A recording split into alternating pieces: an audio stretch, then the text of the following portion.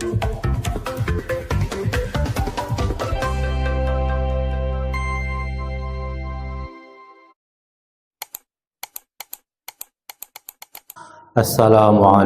warahmatullahi wabarakatuh.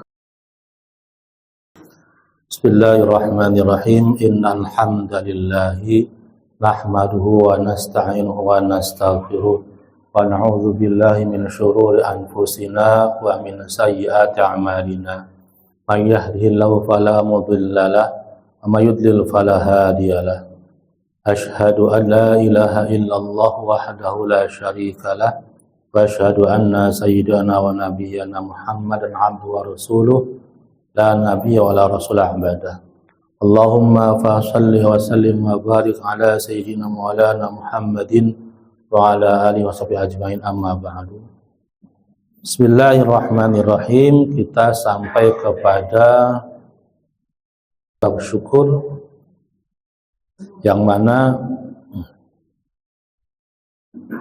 seyogianya kita mendirikan atau melaksanakan syukur kepada Allah SWT tidak bisa sesempurna yang Allah harapkan. Akan tetapi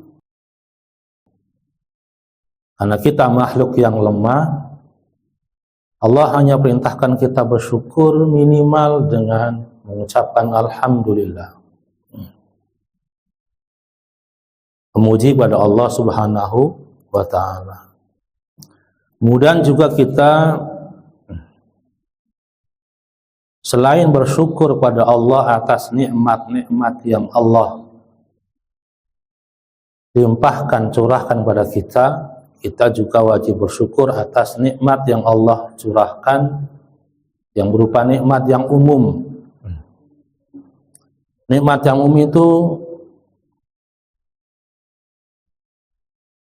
seperti diutusnya para rasul dan diturunkannya kitab-kitab dari Allah, dan juga Allah tinggikan langit dan Allah hamparkan bumi. Itu merupakan nikmat yang umum yang wajib kita syukuri.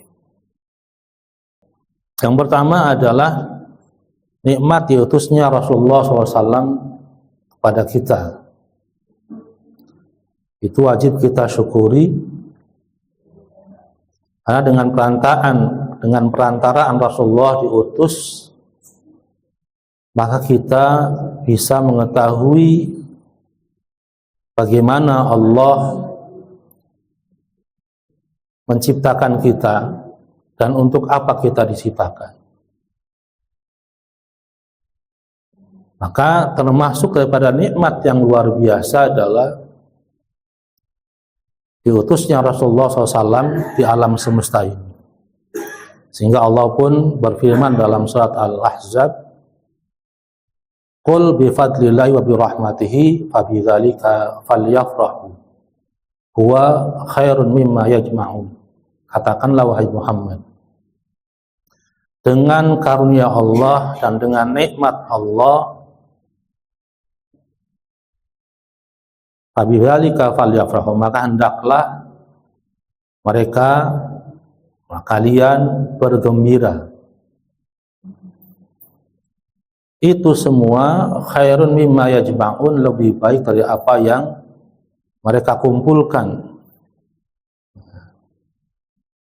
Jadi dengan nikmatnya kita diutusnya Rasulullah dan nikmatnya kita beriman kepada Rasulullah merupakan karunia dan rahmat dari Allah yang luar biasa.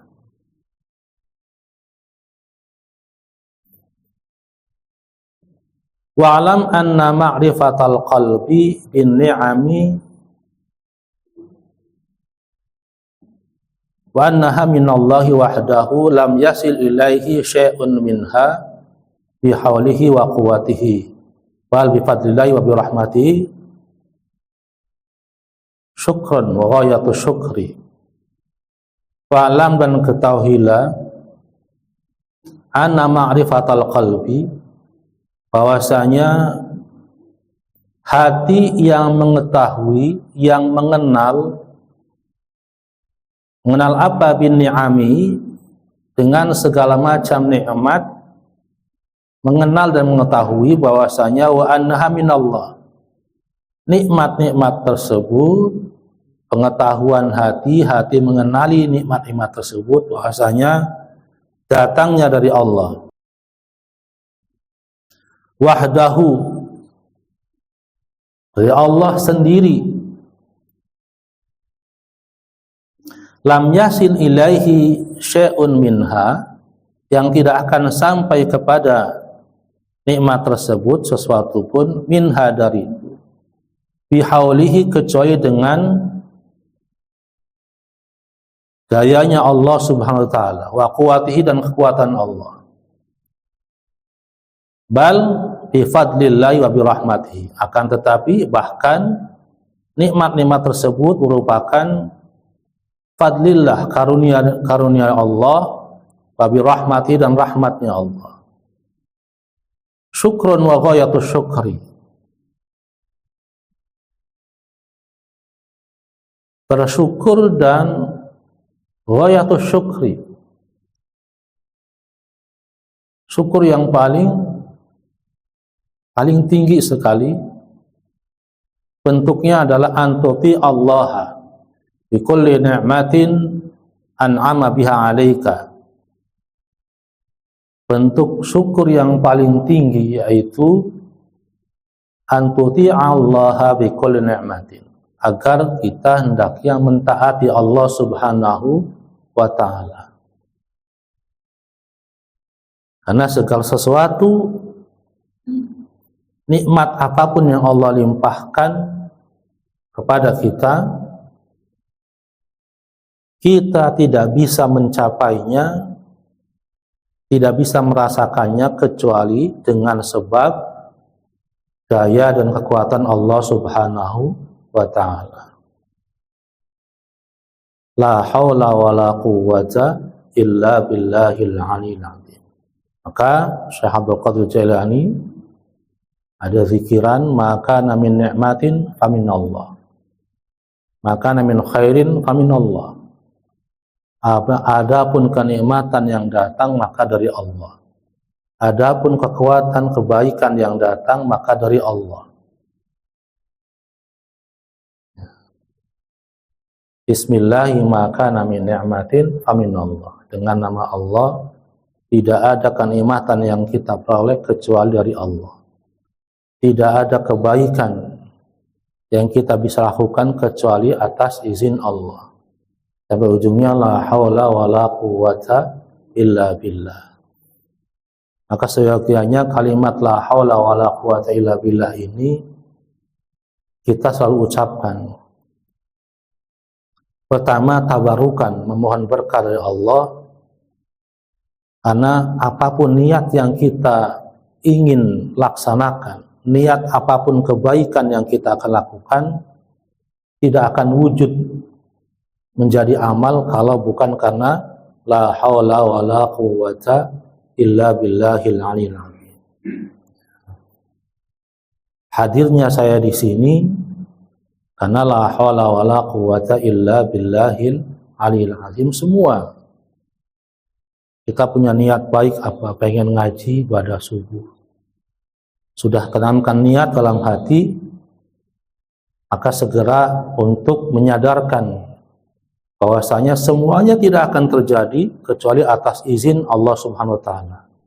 Kemudian ketika kita terbersit ingin bermaksiat, segera ucapkan la haula wa la quwwata illa billah. Kita berjuang untuk meninggalkan maksiat, segera ucapkan la haula wa la quwwata illa billah, agar Allah berikan kekuatan kita untuk menghindari perbuatan maksiat. Maka yang paling ringan sekali adalah Gus Baham mengatakan begitu, melarang santrinya atau menganjurkan santrinya nggak usah banyak-banyak zikir wiridan, nggak usah.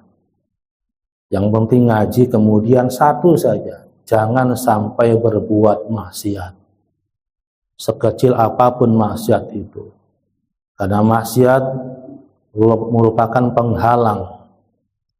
penghalang dari nikmat yang Allah turun kepada kita, penghalang rahmatnya Allah turun kepada kita, penghalang menggapai ilmu adalah maksiat. Bagaimana Imam Syafi'i pernah mengadu kepada gurunya Kiai Waqi, syaqautu ila waqi'in suahifti farsyadani bi antarkil ma'asi wa akhbarani bi anal ilma nurun wa rullahi la yuhda lil 'asi. Suatu saat Imam Syafi'i susah ngapalnya luar biasa. Ini ulama yang paling top, Imam Syafi'i merasakan kesusahan dalam menghafal. Akhirnya datang pada kiainya ngadu, kiai namanya Kiai Waqi, syaqautu ila waqi'in suahifti. Saya mengadu pada guru saya Kiai Waqi, mengadu tentang suahifti, susahnya saya menghafal. Farsyadani yantarkil ma'asi, maka beliau menunjukkan pada saya, mengarahkan, menasihati supaya saya meninggalkan maksiat. Wa akhbarani, dan beliau mengajarkan, mengabarkan kepada saya bi annal ilma nurun. Ketahuilah bahwasanya ilmu itu cahaya, cahayanya Allah. Wa nurullahi la yuhda lil 'asi. Dan cahayanya Allah itu tidak diberikan pada orang yang bermaksiat. Maka maksiat ini merupakan penghalang. Sebagaimana kita ketahui bahwasanya iblis laknatullah adalah makhluk yang paling agung ketika itu, pemimpin para malaikat. Luar biasa ibadahnya. Kalau orang lain mungkin zikirnya 1000, dia sudah 10.000. Luar biasa. Dan makam derajatnya kepada Allah dekat. Lalu kenapa Allah usir dan dilaknat ila yaumil qiyamah? Karena maksiat pada Allah. Apa bentuk maksiat? Adalah la tuti'u amrillah, tidak taat perintah Allah. Maka di sini Sayyid Asy'ari Muhammad bin Haddad mengatakan ghayatus syukri, syukur yang paling puncak adalah antuti Allah, mentaati Allah Subhanahu wa ta'ala. Karena ketika iblis tidak taat pada Allah, sesungguhnya dia melakukan dua pelanggaran. Pelanggaran pertama adalah tidak taat pada Allah, yang kedua adalah maksiat pada Allah. Maksiat adalah merupakan bentuk tindakan kita enggan taat pada Allah, melanggar perintah Allah dan melanggar larangan-larangan Allah, sehingga akhirnya Allah usir dari surga dan menjadi makhluk yang terkutuk ila yaumil qiyamah. Maka di sini bentuk syukur yang paling tinggi adalah kita untuk antuti'a Allah fi kulli ni'matin an'ama biha 'alaika. Taat pada Allah dengan setiap nikmat yang Allah berikan ke atas kita. Fa'ilam tuti'hu biha faqad tarakta syukra 'alaiha. Fa'ilam tuti'hu, seandainya kita tidak taat pada Allah, faqad tarakta syukri, maka sungguhnya kita sudah meninggalkan syukur tersebut, meninggalkan terima kasih kepada Allah. Di setiap ayat Al-Quran dijelaskan bahwasanya ketika ada orang-orang kafir yang masuk neraka bersama-sama orang beriman, orang-orang Islam juga masuk neraka, mereka bertanya, kenapa kamu bisa masuk neraka? Karena orang ketika di surga, ketika di akhirat nanti Allah bedakan. Orang-orang kafir itu wujuhum muswaddah, wajahnya hitam, penuh ketakutan. Sementara orang-orang beriman, orang-orang beriman, orang-orang Islam, wajahnya itu bersinar. Oleh sebab karena wudunya tadi. Maka ketika sama-sama masuk neraka, orang-orang kafir tadi nanya, ya, bukankah kalian orang-orang beriman? Kenapa masuk neraka juga? Nah, ketika itu Allah SWT perintahkan untuk mengangkat orang-orang beriman dari neraka, orang-orang beriman yang ada maksiat yang pada Allah ketika hidup di dunia. Maka Allah dicelupkan dulu dalam neraka. Jika ya orang bikin bikin teh itu ya, air panas, celupin tuh. Itu gambaran orang beriman, orang Islam yang ketika di dunianya itu ada maksiatnya. Orang-orang Islam yang mungkin Islamnya KTP, tapi hatinya dia meyakini bahwasanya tidak ada Tuhan selain Allah dan Muhammad Rasulullah utusannya, wala ya'mal amalan shalihan, dan tidak beramal sebagaimana kebanyakan orang Islam, maka nanti seperti itu. Ibarat baju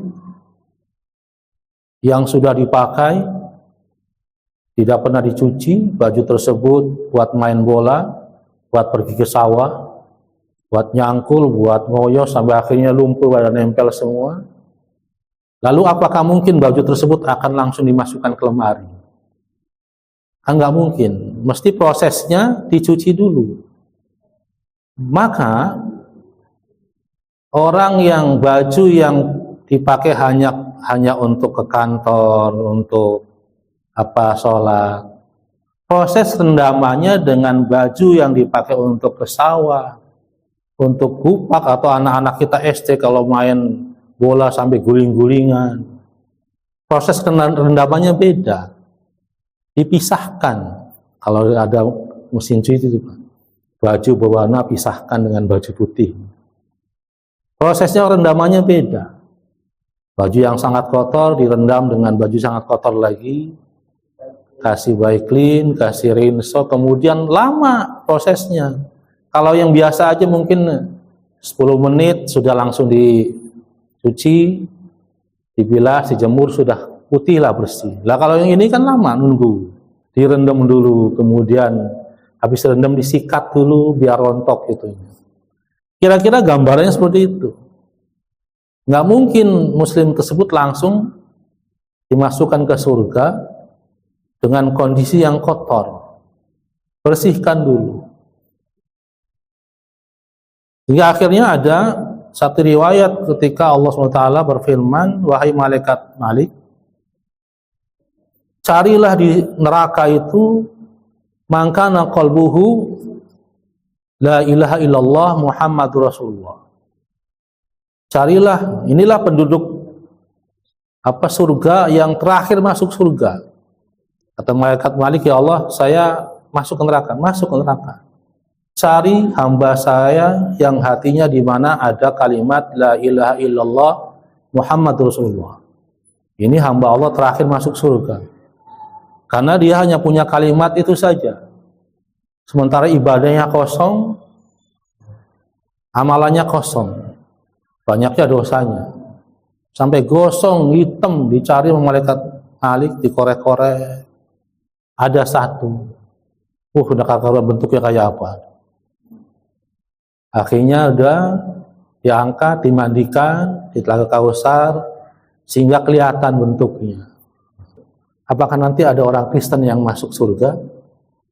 Atau orang Yahudi masuk surga? Jawabannya ada. Yang masuk surga orang-orang yang hidup sezaman dengan Nabi Musa dan Nabi Isa. Nabi Isa datang, dia beriman, kemudian dia meninggal, maka dia masuk surga. Tapi orang-orang Kristen zaman sekarang nggak bisa masuk surga. Orang-orang Yahudi sekarang nggak bisa masuk surga. Karena masa nabinya sudah habis. Diteruskan nama Rasulullah SAW, Nabi akhir zaman. Kalau dia nggak beriman dengan Rasulullah, orang Kristen atau orang Yahudi nggak beriman dengan Rasulullah, jangan diharap masuk surga. Rasul terakhir yang harus mereka ikuti seharusnya. Maka orang-orang kafir seperti itu, ya sudah, khalidina fiha abada, kekal selama-lamanya di neraka. Tidak ada harapan untuk diangkat. Seburuk-buruk umat Islam, sejelek-jelek umat Islam, walaupun tidak ada amal solehnya, masih ada harapan untuk bisa masuk surga. Dengan catatan yakin dalam hatinya bahwasanya memang tidak ada Tuhan selain Allah. Dan Muhammad itu utusan Allah. Kalau mereka mau berpikir saja orang-orang komunis, orang-orang ateis, nggak percaya sama Tuhan, nggak usah jauh-jauh, lihat aja tangannya, bagaimana kukunya bisa tumbuh, kenapa bisa tumbuh sendiri, telinganya, kok dalam telinga ada begini, kan nggak bisa dibuat sendiri kalau bukan Allah yang buat. Ada orang ahli kayu ngukir bagus, ya. Kayu itu nggak bakal muncul dari ukiran bagus kalau tidak ada orang yang ngukirnya. Makanya pantas itu, orang-orang seperti itu pantas dalam neraka selama-lamanya, khalidina fiha abada. Karena memang tidak layak. Maka adalah salah satu bentuk syukur kepada Allah adalah kita taat perintah Allah saja, sudah cukup. Disuruh puasa ya puasa, sholat ya sholat. Alhamdulillahnya tuh Allah kasih waktu sehari 5 kali. Coba dulu ketika Rasulullah sam'an wa ta'atan ketika Isra Mi'raj, ya Muhammad sholatnya 50 waktu. Terus kayak apa aja, Masya Allah. Baru selesai sholat, azan lagi. Selesai sholat lagi, azan lagi. Maka luar biasa. Sampai akhirnya Rasulullah pun bersabda dalam satu riwayat, supaya sholat kita yang 5 waktu Allah kurangi itu, Allah diskon itu, waktunya sama nilainya dengan sholat 50 kali, maka ketika selesai sholat subuh, atau setiap selesai sholat kita mengerjakan sholat fardu, kita niatkan dalam hati kita untuk menunggu datangnya sholat fardu yang akan datang. Maka setiap langkah yang kita kerjakan karena niatnya menunggu sholat zuhur yang akan datang, maka Allah jadikan pahala. Wallahu a'lam bishawab. Kita akhiri dengan kifatul majlis. Subhanakallahumma bihamdika asyhadu an la ilaha illa anta astaghfiruka wa atubu ilaik. Assalamualaikum warahmatullahi wabarakatuh.